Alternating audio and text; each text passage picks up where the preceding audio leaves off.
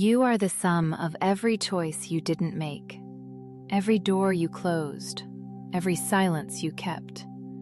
This is where wisdom lives, in what you chose not to say. But stay with me. The quietest places hold the deepest truths, and this one has been waiting for a very long time.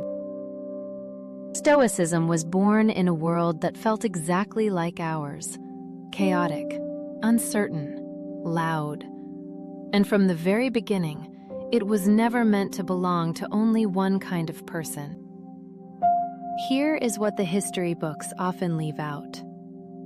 The first Stoic to argue that women have the same capacity for philosophy as men was Musonius Rufus.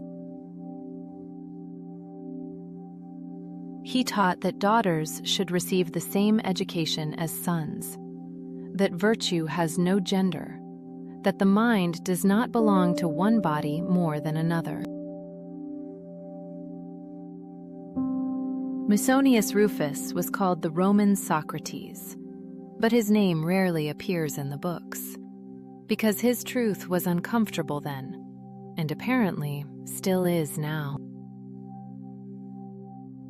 He believed the same philosophy that fortified emperors and statesmen was also meant for the woman in the home, the mother, the daughter, the one told to stay quiet.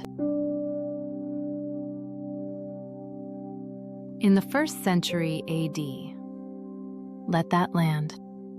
You weren't born to feel less.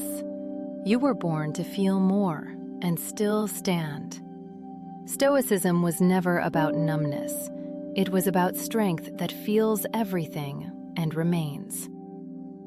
For centuries, women have been told this philosophy was not for them. But the truth is written between the lines of history. It was always waiting to be reclaimed. Endurance isn't numbness, it's understanding. The strength to feel everything deeply and still remain. To carry the weight and keep moving forward. The quiet you have been looking for has been here all along. Not in a book written by someone who looked nothing like you, but in your own voice. This philosophy was never theirs alone.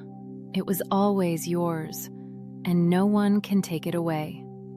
It belonged to you before you ever knew its name.